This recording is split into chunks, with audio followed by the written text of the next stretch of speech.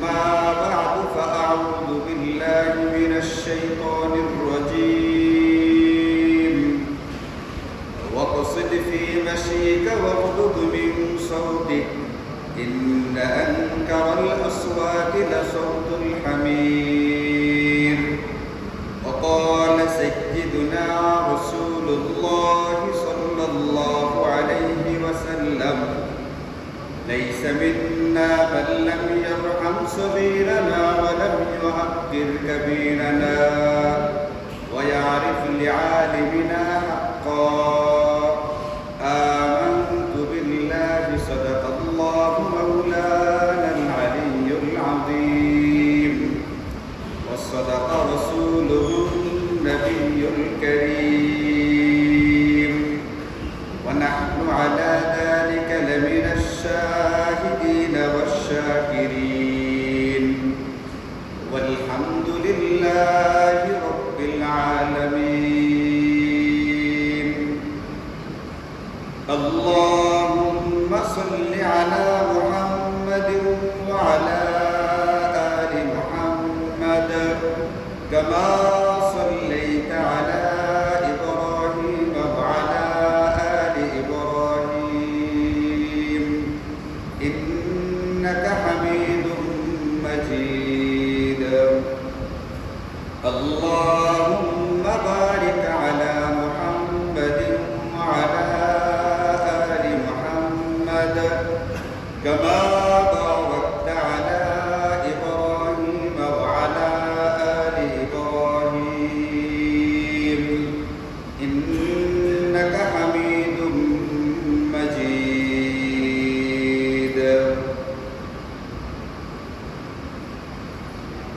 الحمد لله কুরআন এবং সুন্নাহর মধ্যে আল্লাহ এবং তার রাসূলের পক্ষ থেকে আমাদেরকে অসংখ্য বিধিবিধান দেওয়া হয়েছে আমাদের সহজে বোঝার জন্য এবং বিধিবিধানগুলোর গুরুত্ব মর্যাদা কোনটার কতটুকু এটা সহজে অনুধাবন করবার জন্য ইমাম যারা মুস্তাহিদিন যারা এনারা বিধিবিধানগুলোর নাম দিয়েছে কোনটার নাম ফরজ কোনটার নাম ওয়াজিব কোনটার নাম হচ্ছে সুন্নাহ কোনটার নাম হচ্ছে আদব বা মুস্তাহাব এখন এইগুলোর কোনোটাকে আমরা ফরজ বা ওয়াজিব মনে করলে যতটুকু গুরুত্বপূর্ণ মনে করি সুন্নত বা নফল বললে আদব বা শিষ্টাচার বললে আমাদের কাছে এটা এতটুকু গুরুত্বপূর্ণ মনে হয় আমরা ফরজটাকে যতটুকু গুরুত্ব দিয়ে অনুধাবন করি মুস্তাহাব বা আদব কায়দাকে এতটুকু গুরুত্ব দিয়ে অনুধাবন করি না আদব কায়দা শিষ্টাচারের ব্যাপারে আমাদের একটা খুব সাধারণ চিন্তা হলো ভাবনা হলো এটা যে এটা যদি আমরা করি তাহলে ভালো যদি আমার মধ্যে পাওয়া যায় তাহলে ভালো আর না পাওয়া গেলে কোনো রকম অসুবিধা নেই সুন্নত নফলের ব্যাপারে আমাদের সাধারণ চিন্তা হচ্ছে এটা কিন্তু আমরা যদি কোরআন এবং সুন্নাতে দেখি এবং ওখানকার বর্ণনা ভঙ্গিটাকে যদি বোঝার চেষ্টা করি তাহলে দেখতে হবে আদব কায়দা এবং শিষ্টাচারের নামটা আদব দেওয়া হলেও এটা একজন মুসলমানের জিন্দেগিতে অনেক জরুরি এবং গুরুত্বপূর্ণ একটা ব্যাপার এবং বিষয় মানুষ বৈচিত্র্যময় মানুষের মেজাজের ভিতরে বিভিন্নতা আছে ভিন্নতা আছে যে যেভাবে বুঝে তাকে সেভাবে বোঝাবার জন্য আল্লাহ এবং তার রাসূল এই আদব কায়দার ব্যাপারটাকে বিভিন্ন শব্দ দিয়ে প্রকাশ করেছে আমাদের জিন্দেগিতে আদব কায়দা শিষ্টাচার এবং ভদ্রতা লাগবে এই জিনিসটাকে কুরআন এবং সুন্নাতে কখনো কখনো মুআশারা শব্দ দিয়ে প্রকাশ করা হয়েছে যেমন ওয়াশিরুহুন্না বিল মারুফ আদব কায়দা আমাদের জিন্দেগিতে জরুরি এটা লাগবে এই জিনিসটাকে কুরআন এবং সুন্নাহর মধ্যে কখনো কখনো তাজিম শব্দ দিয়ে প্রকাশ করা হয়েছে যেমন আমরা বলি যে তাজিম করো মানে সম্মানী মানুষ তাকে তাজিম করতে হবে তাজিম এটা আরবি শব্দ এটার দ্বারা বোঝানো হয়েছে যার সঙ্গে যে আদব শিষ্টাচার করা দরকার ওটা সেখানে বহাল রাখতে হবে বজায় রাখতে হবে এই জিনিসটাকে বোঝাবার জন্য কুরআন এবং সুন্নাহর ভিতরে কখনো কখনো ইকরাম শব্দটাকে ব্যবহার করা হয়েছে যেমন নবীজি বলেন ইন্না মিন ইজলালিল্লাহি তাআলা ইকরামা দিশ-শাইবাতিল মুসলিম আবার এই বিষয়টাকে বোঝাবার জন্য কখনো কখনো সরাসরি আদব কায়দা শব্দটাকেই কুরআন এবং সুন্নাহর ভিতরে ব্যবহার করা হয়েছে। কখনো মুআশারা, কখনো তাজিম, কখনো ইকরাম, কখনো আদব। যে শব্দই হোক না কেন, মূল জিনিসটা হচ্ছে আমি ছোট হই বড় হই, আমার ভিতরে আদব কায়দা, শিষ্টাচার এবং ভদ্রতা, সভ্যতা থাকতে হবে। এই জিনিসটা কুরআন এবং সুন্নাহ আমাদেরকে তাকিদ সহকারে বলে। একজন মুমিন এবং মুসলমান যদি হয়ে থাকে, তার জিন্দেগিতে এটা নামে কোন পর্যায়ে সেটাকে না দেখে এটাকে বাস্তবতার বিবেচনায় নিয়ে অতি জরুরি হিসাবে গ্রহণ করে ফেলতে হবে। এই কারণে আদব কায়দা শিষ্টাচার শিক্ষা দিবার জন্য আল্লাহ তাআলা কুরআনুল কারীমে কোন কোন সূরা পরিপূর্ণ নাজিল করে দিয়েছে শুধুমাত্র আদব শিক্ষা দেওয়ার জন্য। এরকম একটা সূরার নাম হচ্ছে সূরাতুল হুজুরাত। এই সূরার শুরু থেকে শেষ পর্যন্ত সবটাই ঈমানদারকে, মুমিনকে, মুসলমানকে আদব কায়দা শিক্ষা দেওয়া হয়েছে। সূরা মুজাদালা একটা সূরা আছে কুরআনুল কারীমে। এই সূরার ভিতরে আল্লাহ মুমিন মুসলমানদেরকে আদব কায়দা শিক্ষার কথা বলেছেন। এছাড়া বড় বড় বিভিন্ন সূরার মধ্যে আল্লাহ বিভিন্ন আয়াত বিভিন্ন সময় বিভিন্ন প্রসঙ্গে এনেছেন, যেগুলোর ভিতরে আদব কায়দা শেখানো হয়েছে। আদব কায়দার যে ব্যাপারটা, এটাকে যদি আমরা দেখি তাহলে হাদিসের কিতাবগুলোর ভিতরে 30-32টা অধ্যায় থাকে। এক একটা হাদিসের কিতাবে কিতাবুল ঈমান থেকে শুরু করে ঈমানের অধ্যায় থেকে শুরু করে একবারে ওসিয়ত পর্যন্ত, মানুষ মারা যাওয়ার আগে সর্বশেষ আমলটা কি করবে এটাকে বলে ওসিয়ত। মারা যাওয়ার আগে সে ওসিয়ত করবে। কি ওসিয়ত করবে? কারোর সাথে বেয়াদবি হয়ে গেছিল, কারোর সঙ্গে ঝগড়াঝাটি হয়েছিল, মাফ চাওয়ার সুযোগ হয় নাই, ছেলেদেরকে বলে যাবে অমুকের কাছে আমার কাছ থেকে মাফ চাইবা। কেউ আমার কাছে টাকা পয়সা পায়, মারা যাওয়ার আগে ওসিয়ত করে যাবে এই টাকা পয়সাগুলো পরিশোধ করে দিবা। মারা যাওয়ার আগে কোনো ইবাদত বকেয়া রয়ে গেছে, হজ ফরজ হয়ে গেছিল, হজ আদায় করে নাই, যাকাত ফরজ হয়েছিল, যাকাত আদায় করে নাই, ফিতরা ওয়াজিব হয়ে গেছিল, এগুলো আদায় করে নাই, মারা যাওয়ার আগে ওসিয়ত করবে যে আমার যাকাত ফিতরাগুলো বকেয়া রয়ে গেছে, আমার যাকাত বকেয়া রয়ে গেছে, এইগুলো তোমরা আদায় করে দিবে। কোনো ব্যক্তির যদি নামাজ রোজার বকেয়া থেকে তাকে কাজা আদায় করে না থাকতে পারে, তাহলে সেই ব্যক্তির উপরে ওসিয়ত করা জরুরি।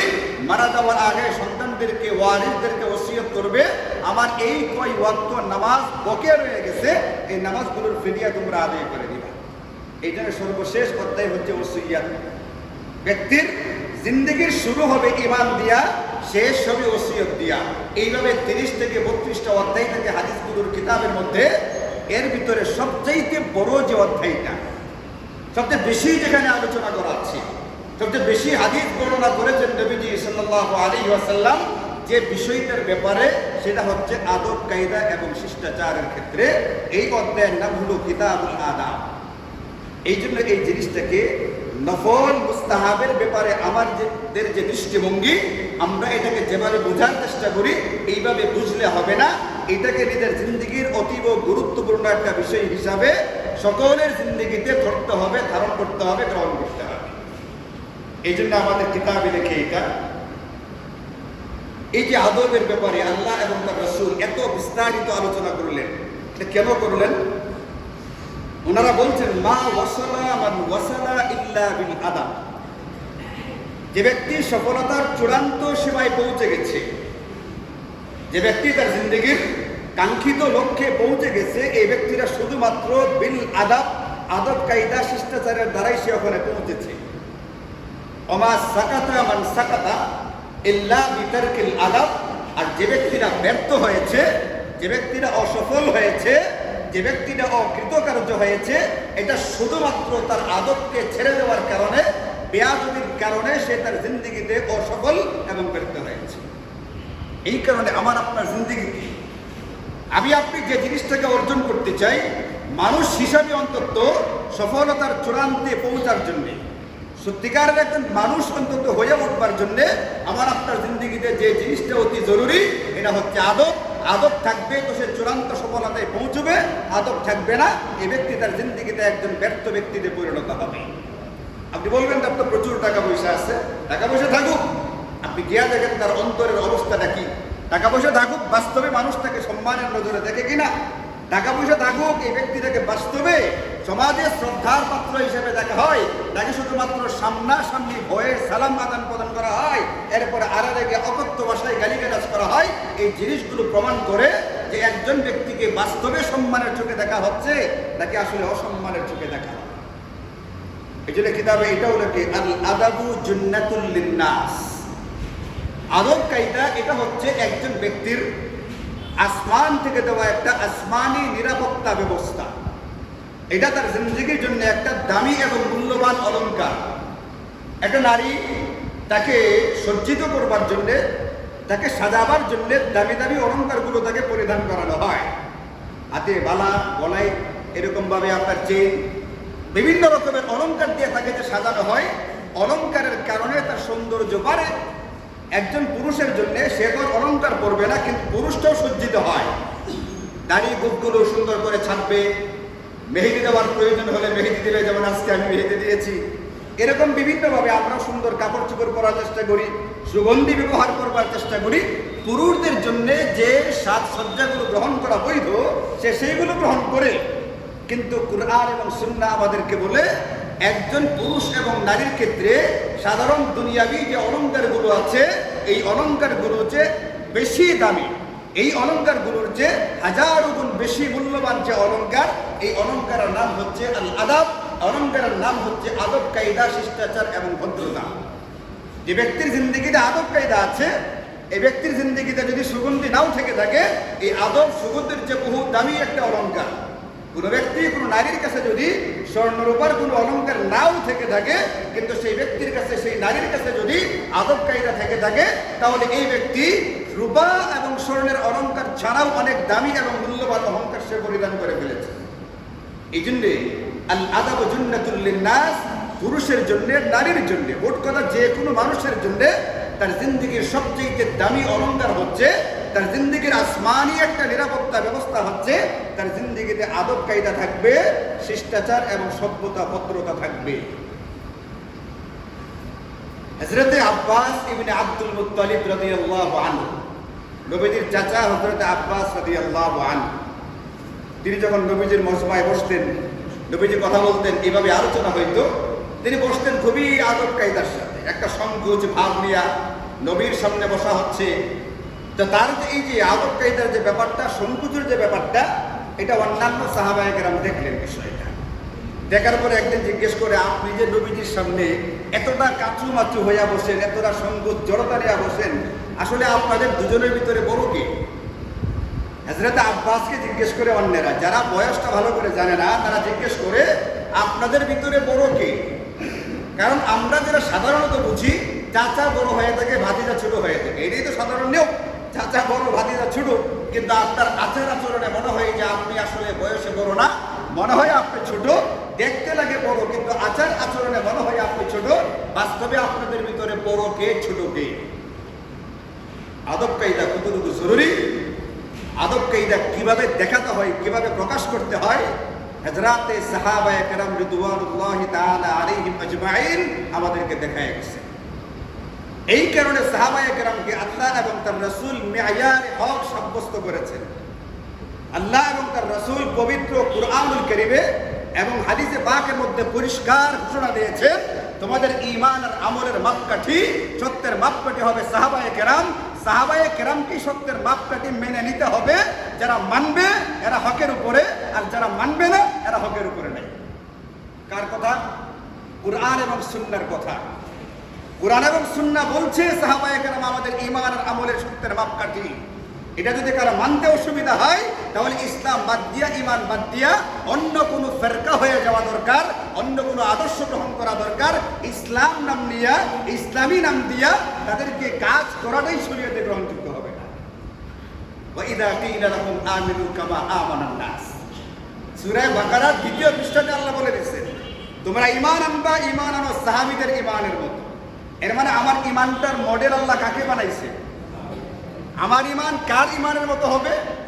সাহাবায়ে কেরামের ঈমানের মতো হবে। এটা কে বলছেন? এই দুনিয়ার বানানেওয়ালা আল্লাহ বলে দিয়েছেন, তোমার ঈমান হবে সাহাবীদের ঈমানের মতো। তোমার ঈমান হবে এরকম ভাবে বানাবা তুমি, যে তোমার ঈমানের মডেল হবে, নমুনা হবে, আদর্শ হবে নবীর সাহাবীদের ঈমানের মতো। তোমার আমল হবে সাহাবীদের আমলের মতো।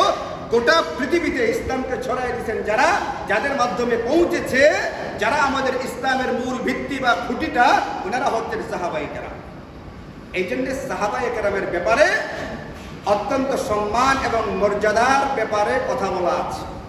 গুরু সাহাবী যদি হাদিস বর্ণনা করেন, আপনারা অবাক হবেন। এটা আমাদের নবীজি সাল্লাল্লাহু আলাইহি ওয়াসাল্লামের জীবনী সংরক্ষণ করতে গিয়া, জীবনী হেফাজত করতে গিয়া, নবীদের কথা, নবীদের কাজ, নবীদের আচরণ, নবীদের উচ্চারণ, একজন ব্যক্তি নবী সাল্লাল্লাহু আলাইহি ওয়াসাল্লাম তার জীবনী হেফাজত করতে গিয়া হাজার হাজার ব্যক্তির জীবনী সংরক্ষণ করতে হয়েছে।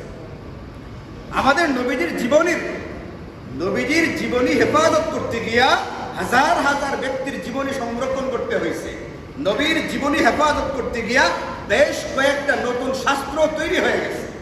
এই শাস্ত্রগুলোর একটির নাম হচ্ছে আসমাউর রিজাল বা রাবি শাস্ত্র। যারা নবীজি থেকে হাদিস বর্ণনা করেন, নবীজি থেকে সাহাবী, সাহাবী থেকে তাবেঈ, তাবেঈ থেকে তাবেঈ তাবেঈ, তাবেঈ তাবেঈ থেকে তার পরবর্তী প্রজন্ম, এইভাবে আগের প্রজন্ম থেকে পরের প্রজন্ম হাদিস বর্ণনা করেন। যারা যারা হাদিস বর্ণনা করেছেন, লক্ষ লক্ষ বর্ণনাকারী, প্রত্যেকটা ব্যক্তির জীবনী পুঙ্খানুপুঙ্খ যাচাই বাছাই করে তারপরে হাদিসটাকে গ্রহণ করা হইতো। যদি দেখা যায় ব্যক্তিরা কখনো মিথ্যা কথা বলেছে, যদি দেখা যায় কখনো ব্যক্তিরা খিয়ানত করেছে, যদি দেখা যায় ব্যক্তিরা কখনো সাহাবায়ে কেরামের সমালোচনা করেছে, এই জাতীয় ব্যক্তিদের কাছ থেকে হাদিস গ্রহণ করা হয় না। যার ব্যক্তি জীবনটা এত সুন্দর হবে যে দিনদারির ক্ষেত্রে কোনো রকমের ত্রুটি বিচ্যুতি নাই, শুধুমাত্র ওই ব্যক্তির হাদিসগুলো গ্রহণ করা হইত। এখন এই জাতীয় পরীক্ষা নিরীক্ষায় যাদের জিন্দগিতে দিনদারির ক্ষেত্রে কোনো ত্রুটি পাওয়া যাইত, এই ব্যক্তির কাছ থেকে হাদিস নেওয়া হইত না। কিন্তু এই হাদিস শাস্ত্রের ইমামেরা এটাও একটা বলে দিয়েছেন পরিষ্কার কথা, বললেদি আস-সাহাবাতু কুল্লুহুম উদুলুন, সকল সাহাবী আদিল, সকল সাহাবী সিকা, সকল সাহাবী নির্ভরযোগ্য, সকল সাহাবী তার জীবনী পর্যালোচনা করা ছাড়াই তার উপরে চোখ বন্ধ করে আস্থা রাখা যায় এমন একটা ব্যক্তিত্ব তারা অর্জন করে ফেলেছেন। সুতরাং সাহাবায়ে কেরামের জীবনী পরীক্ষা নিরীক্ষার দরকার নাই, তাদের ভিতরে সমালোচনা করবার মতো কোনো বিষয় আর বাকি থাকে নাই। আল্লাহ বলেছেন ওয়ালাকাদ আফাল্লাহু আনকুম, আল্লাহ তোমাদের গুনাহগুলো মাফ করে দিয়েছেন। কাজেই তাদেরকে নিয়ে পরীক্ষা নিরীক্ষা দরকার নেই। যখন জানা যাবে এই হাদিসটা কোন সাহাবী বর্ণনা করেছেন, চোখ বন্ধ করে এই হাদিসটাকে গ্রহণ করা হবে, কারণ বর্ণনাকারী একজন সাহাবী। কিন্তু সাহাবী স্তরের পরে যারা আছে, তাবিঈ হতে পারে, তাবে তাবিঈ হতে পারে, এর আরো নিচে হতে পারে, এমন যদি কেউ হয়ে থাকে তাহলে তার হাদিসটা চোখ বন্ধ করে গ্রহণ করা হবে না। আগে তার জীবনীটা, ওই যে একটা রিজাল শাস্ত্র বের হয়েছে, ভিন্ন একটা শাস্ত্র তৈরি হয়েছে, ওই শাস্ত্রে গিয়া পরীক্ষা নিরীক্ষা করে দেখতে হবে এই ব্যক্তিরা দিনদারির ক্ষেত্রে আস্থাভাজন বিশ্বাসযোগ্য কিনা। যদি আস্থাভাজন বিশ্বাসযোগ্য হয়ে থাকে তাহলে হাদিস কবুল করা হবে, আর নতুবা হাদিস কবুল করা হবে না। এই জন্য মেরে ভাইও, সাহাবায়ে কেরাম আমাদের জন্য ঈমান আর আমলের মাপকাঠি। যারা এতটুকু আস্থা এবং বিশ্বাস অর্জন করে ফেলেছেন আল্লাহ এবং তার রাসূলের কাছে যে তাদের জীবনী আর পরীক্ষা নিরীক্ষা করার দরকারই নাই। এই সাহাবায়ে কেরামকে আমাদের মডেল আর নমুনা কেন বানানো হয়েছে? হযরতে আব্বাস ইবনে আব্দুল মুত্তালিব রাদিয়াল্লাহু আনহু এর প্রশ্নের উত্তর থেকে আপনি দেখবেন তাদের ভিতরে কি পরিমাণ ঈমান আমল, তাদের ভিতরে কি পরিমাণ আদব কায়দা, তাদের ভিতরে কি পরিমাণ শিষ্টাচার, ভদ্রতার সভ্যতাগুলো ছিল। আপনাদের মনে আছে কিনা হযরত আব্বাসকে প্রশ্নটা কি করা হয়েছিল? মূল প্রসঙ্গ ভুলে গেলে তো হবে না। হযরত আব্বাসকে কি প্রশ্ন করা হয়েছিল? আপনি বড় নাকি নবীজি? আপনারা তো আপন চাচা ভাতিজা, আপনারা আপন চাচা ভাতিজা, আপনাদের ভিতরে বড় কি? হযরত আব্বাস ইবনে আব্দুল মুত্তালিব উত্তর দিচ্ছেন, আদব কায়দা শিষ্টাচার কিভাবে শিখতে হয় দেখেন। সাহাবায়ে কেরামকে আল্লাহ এবং তার রাসূল এমনি এমনি আমাদের মডেল বা নমুনা বানান নাই। কেন বানাইছেন দেখে তিনি উত্তর দিচ্ছেন, হুয়া আকবারু মিন্নি ওয়া আনা আসান্নু মিনহু, হুয়া আকবারু মিন্নি ওয়া আনা আসান্নু মিনহু। এই শুনো, আমি নবীজির চেয়ে বয়স্ক কিন্তু তিনি আমার চেয়ে বড়। আব্বাস উত্তর দিচ্ছেন, আমি নবীজির চেয়ে বয়স্ক কিন্তু তিনি আমার চেয়ে বড়। বলছেন বয়স যদি হিসাব করো, জন্ম সন্ধ্যা তারিখটাকে যদি হিসাব করো, তাহলে নবীজির চেয়ে বয়স আমার বেশি, কিন্তু বড় কে? বড় নবী, কারণ তিনি নবী, কারণ তিনি সাইয়্যিদুল মুরসালিন, তিনি সাইয়্যিদুল আম্বিয়া। নবী আর রাসূল যারা হয়ে থাকেন তারা বড়ই হয়ে থাকে, এখানে বয়সটা মূল বিষয় হয়ে দেখাই দেয় না। উত্তর দেওয়ার ক্ষেত্রে কি পরিমাণ আদব দেখাইছেন। তিনি যদি বলতেন এটা হুয়া মানে আমি তার চেয়ে বড়, মানে আকবারু মিনহু, এটা বলতে পারতেন আমি তার চেয়ে বড়, এটা বাহ্যিক নজরে আমার আপনার মতো যারা আমরা মনে করতাম এটা তো বেয়াদবির কোনো ব্যাপার না। তিনি তো আসলে বয়সে বড়ই, সত্যি কথাটাই তো বলছেন। কিন্তু তিনি শুধুমাত্র সত্যি কথাটা বলার উপরে ক্ষান্ত হন নাই, কথাটা বলার ক্ষেত্রে আদব কায়দা তাজিমের ব্যাপারটা, এই ব্যাপারটাকে লক্ষ্য করে তারপরে তিনি কথাটা বলেছেন। এই জন্য বেরে ভাই, আমার আপনার জিন্দগিতে কোরআন এবং সুন্নাহ যে বিষয়গুলোকে সার্বক্ষণিকের জন্য গ্রহণ করতে বলা হয়েছে, সার্বক্ষণিক যে জিনিসগুলোকে গ্রহণ করতে হবে, এর ভিতরে অন্যতম একটা গুরুত্বপূর্ণ ব্যাপার হচ্ছে আল আদাব। আল আদাবু জুন্নাতুল লিন্নাস, আমার আপনার নিরাপত্তার রক্ষা কবচ হচ্ছে আদব। আমার আপনার জন্য সবচেয়ে দামি যে অলংকার হচ্ছে সেটা হচ্ছে আদব কায়দা শিষ্টাচার। গত পরশুদিন ইসলামী একটা দলের এক নেতা বক্তব্য দিচ্ছে বা লিখিত একটা পোস্ট করছে আমাদের কওমি উলামায়ে কেরামের ব্যাপারে। আমি আপনাদেরকে রমজানে বা রমজানের আগে করে কোনো এক সপ্তাহে বলছিলাম আমাদের কওমি উলামায়ে কেরামের কোনো অবদান এই দুনিয়াতে আছে কিনা। এই ব্যাপারে বলতে গিয়ে বলেছিলাম বহু কথা। ওই যে জুমার নামাজের বয়ান হয়ে গেছিল 1:35 পর্যন্ত, যেখানে আমার বয়ান শেষ করার কথা 1:10, সেখানে বয়ান গেছিল 1:35। সেখানে বলছিলাম আমাদের কোনো অবদান আছে কি না। ভারত উপমহাদেশে এই যে মসজিদগুলোর ভিতরে ইমামতি করতেছে কারা, 90% ইমাম দেখবেন দেওবন্দি উলামায়ে কেরাম, কওমিদের সন্তান। মধ্যপ্রাচ্যের দেশগুলোর ভিতরে বহু মসজিদের ইমাম আমাদের কওমির সন্তানেরা। ইউরোপ আমেরিকা সহ বিভিন্ন মসজিদের ইমাম আমাদের এই কওমি উলামায়ে কেরামের সন্তানেরা। এদের কোনো অবদান আছে কিনা এটাকে নিয়ে কটূক্তি কটাক্ষ করা হয়। গত পরশুদিন একটা ইসলামী দলের নেতা ফেসবুকে লেখা বক্তব্য দিছে, যাদের মূল মাধ্যমটা জীবন জীবিকার ভিক্ষাবৃত্তি, তাদের এত বড় বড় কথা মানায় না। আমাদের কওমিদেরকে লক্ষ্য করে কি বলছি, তথাকথিত একটা ইসলামী দলের একজন নেতা, যাদের মূল উপায় উপকরণটা হচ্ছে ভিক্ষাবৃত্তি, তাদের এত বড় কথা মানায় না। এটা বলে সে কি বুঝাইতে চাইছে? আমাদের কওমিদেরকে বুঝাইতে চাইছে আমাদের মূল উপকরণটা, আমাদের জীবন জীবিকার মূল মাধ্যমটা হচ্ছে যাকাত ফিতরা। 1 নম্বর কথা হচ্ছে যাকাত ফিতরা আমাদের জীবন জীবিকার মূল মাধ্যম না। আমি আমার জিন্দগিতে, এটা আমার 40 বছরের উপরে বয়স, আমি একবারে নিরেট কওমির সন্তান, একবারে খাঁটি কওমির সন্তান। আমি আমার জিন্দগিতে কোনোদিন একটা খেজুর, একটা পয়সা যাকাত ফিতরা থেকে খাইনি। আমি যখন মাদ্রাসায় পড়তাম ঢাকার জামিয়া রহমানিয়াতে, তখন আমার গড় নাম্বার থাকতো পরীক্ষায় 90-এর উপরে সব সময়। আমি সে দরখাস্তটা যদি খালি ফেলতাম যে আমার খানাটা ফ্রি করে দেওয়া হোক, আমাকে 3 বেলায় ফ্রি খানা দেওয়া হইতো, কিন্তু আমি একদিনও ফ্রি খানা খাইনি। এর মানে হচ্ছে আমাদের উপায় উপকরণের মাধ্যমটা প্রথমত যাকাত ফিতরা না। দ্বিতীয়ত হচ্ছে অল্প সংখ্যক একটা অংশ যাকাত ফিতরার টাকাটা গ্রহণ করে। সেটা কারা? কুরআনুল কারীমে যাদেরকে যাকাত ফিতরার টাকাটা গ্রহণ করাকে বৈধ বলে ঘোষণা দিচ্ছে। যাকাত শরীয়তের একটা ফরজ বিধান, মনে রাখবেন। যাকাতের বিধানটা খোদ আল্লাহ তাআলা দিয়েছেন আসমান থেকে, এটা আসমানি বিধান। যাদের উপরে নির্ধারিত পরিমাণ সম্পদ থাকবে তাদের পক্ষ থেকে যাকাত আদায় করা ফরজ, এর একটা ফরজ ইবাদত। আর যাদের জন্য যাকাতের টাকাটা গ্রহণ করা বৈধ, তাদের জন্য এটা 100% বৈধ। তাহলে যাকাতের বিধানটা কে দিয়েছেন? এই যাকাতের টাকাগুলো উসুল করবার জন্য কুরআনুল কারীমে আল্লাহ পাক ঘোষণা দিয়েছেন ওয়াল আমিলিনা আলাইহা। রাষ্ট্রের পক্ষ থেকে, প্রতিষ্ঠানের পক্ষ থেকে কালেক্টর নিযুক্ত করা হবে। এরা যাকাতের টাকাগুলো যাকাত দাতাদের কাছ থেকে, ঘর থেকে সংগ্রহ করবে। এই সংগ্রহ করার জিম্মাদারি আল্লাহ পাক দিয়েছেন আসমান থেকে। এখন এই যে যাকাতের টাকাগুলো সংগ্রহ করা হয়, এটাকে বলা হয়েছে ভিক্ষাবৃত্তি। এটা বলে মূলত সে শুধুমাত্র উলামায়ে কেরামকে কটাক্ষ আর কটূক্তি করে নাই, বরং একটা আসমানি ফরজ বিধানটাকে তুচ্ছ তাচ্ছিল্য করে ফেলতেছে। এর হুঁশ নেই। কারণটা কি? আদব নাই, কায়দা নাই। তাদের গুরু যে, সেই গুরু থেকে এই পর্যন্ত আদব কায়দা ছিলই না।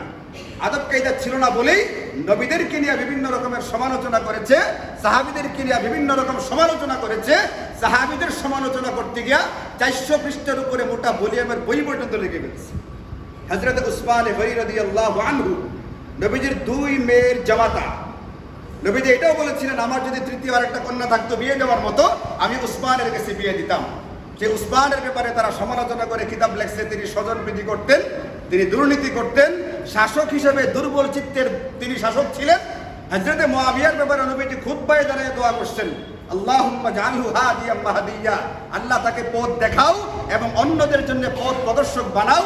এই মুআবিয়ার ব্যাপারে পৃষ্ঠার পর পৃষ্ঠা সমালোচনা করেছে।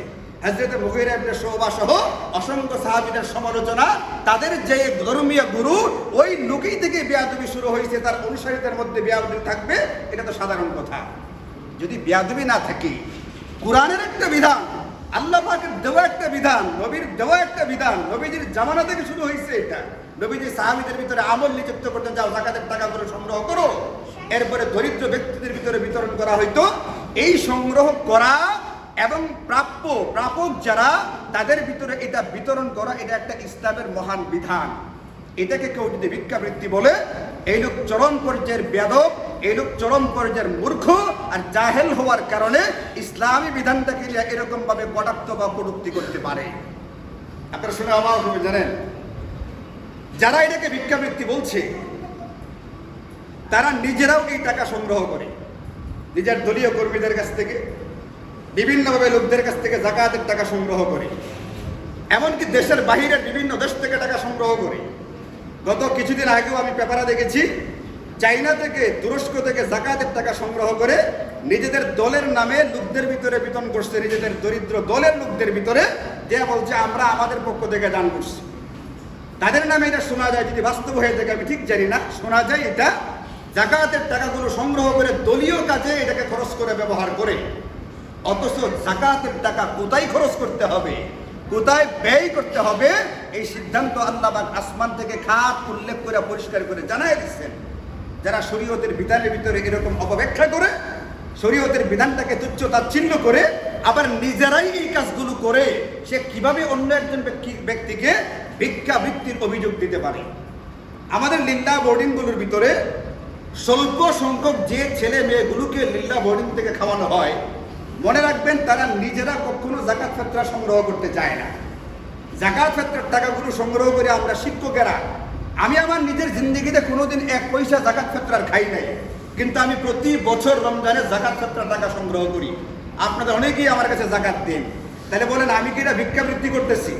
আমি অন্যদেরকে সহযোগিতা করবার জন্যে, অন্যদেরকে সুন্দর একটা সুষ্ঠু ব্যবস্থা করে দেওয়ার জন্যে আমি এই টাকাগুলো সংগ্রহ করি। আমি আমার নিজের জন্য 1 পয়সা করি না। আমাদের কওমি মাদ্রাসার যারা উলামায়ে কেরাম শিক্ষকবৃন্দ আছেন, নিজের জন্য করেন না, করেন দরিদ্র ছেলে মেয়েদের জন্য।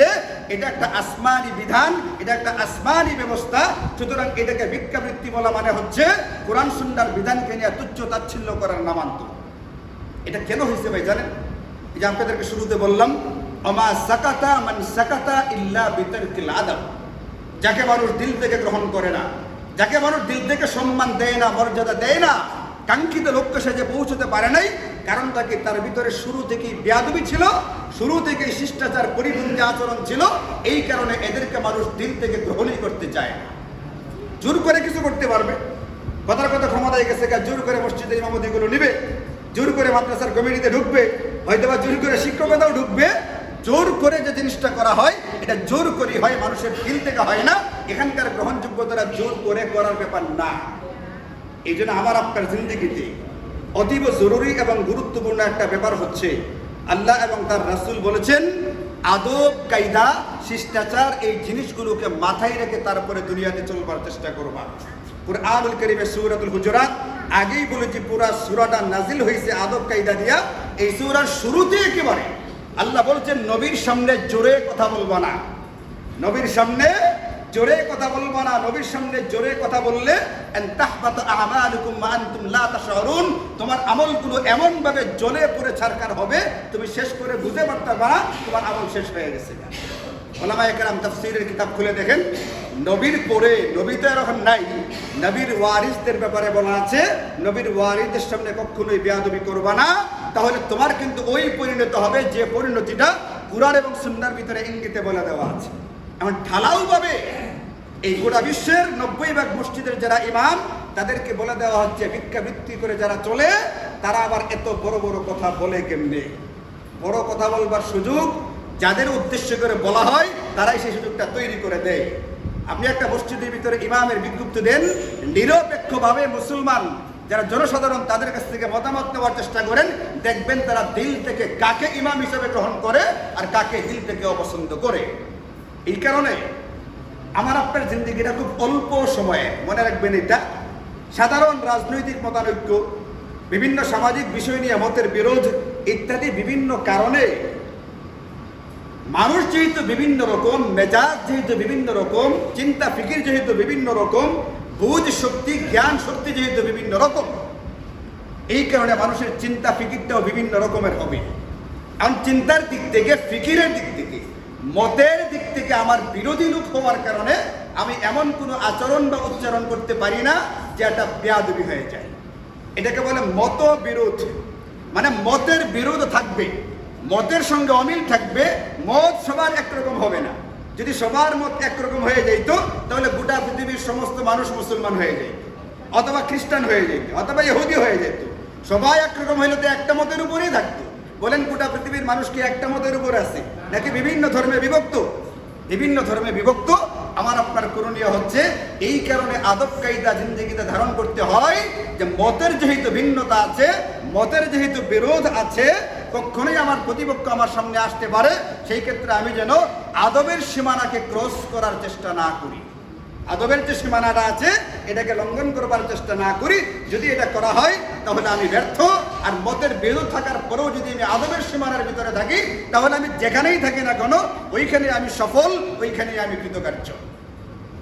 এই কারণে আমাদের একজন বড় বলতেন তার বাচ্চাকে নসিহত করতে গিয়ে, ইয়া বুনাইয়া, আমার বৎস বাবা একটা কথা শোনো, ইজআল আমালাকা মিলহান ওয়া আদাবাকা দাকিকা। আচ্ছা বলেন, তরকারি, একটা বাড়িতে 8 জন সদস্য আছে, পরিবার ফ্যামিলি আছে, 8 জন বা 10 জনের একটা পরিবার আছে, এখানে একটা তরকারি রান্না করা হয়ে যাচ্ছে 8-10 জনের। আচ্ছা 8-10 জনের যে তরকারিটা রান্না করা হবে বা ডালটা যেটা রান্না করা হবে, এখানে কি ডালের পরিমাণ বেশি নাকি লবণের পরিমাণ বেশি? তরকারির পরিমাণ বেশি না লবণের পরিমাণ বেশি? তরকারির পরিমাণ বেশি। ওলামায়ে কেরাম লিখছেন এটা, ইয়া বুনাইয়া ইজআল আমালাকা মিলহান, তোমার জিন্দেগিতে আমলটা লবণের মতো থাকুক কিন্তু আদব কায়দাটা ওই তরকারির মতো হোক। তোমার জিন্দেগিতে আমল যেটা হবে ওই তরকারির লবণের মতো অল্প হোক, কোনো অসুবিধা নাই, কিন্তু তোমার জিন্দেগিতে আদব কায়দা শিষ্টাচার যেটা হবে, ভদ্রতা সভ্যতা যেটা হবে, এটা হবে ওই তরকারির মতো, ডালের পরিমাণের মতো। ডালের মধ্যে যেরকম ডালের পরিমাণটা বেশি হয়, লবণের পরিমাণ কম হয়, আমার জিন্দেগিতে আমলের পরিমাণ লবণের মতো কম হয়ে যায়, কোনো অসুবিধা নাই, কিন্তু আদব কায়দা শিষ্টাচার যেটা, এটা যেন তরকারির মতো পরিমাণে কি হয়, বেশি থাকে, এটা হচ্ছে আসল ব্যাপার। এই জন্য মেরে ভাইও, আল্লাহ তাআলা আমাদের জিন্দেগিতে আচরণে, উচ্চারণে, চলাফেরায়, কথাবার্তায় মতের বিরোধ থাকার পরেও আদব কায়দার সাথে চলার তৌফিক দান করুন। নিজের জিন্দেগিতে আসমানি এই যে রক্ষা কবচ এবং নিরাপত্তা, আসমানি এই যে ঢাল স্বরূপ যে নিরাপত্তা আমাদেরকে দেওয়া আছে আদব নামের, এই আদব কায়দা শিষ্টাচারকে আঁকড়ে ধরার চেষ্টা করি। এটা আমার জিন্দেগিতে আমাকে ইনশাল্লাহ দুনিয়া এবং আখিরাতে চূড়ান্ত সফলতায় পৌঁছে দিবে। ওয়া আখিরু দাওয়ানা আলহামদুলিল্লাহি রাব্বিল আলামিন।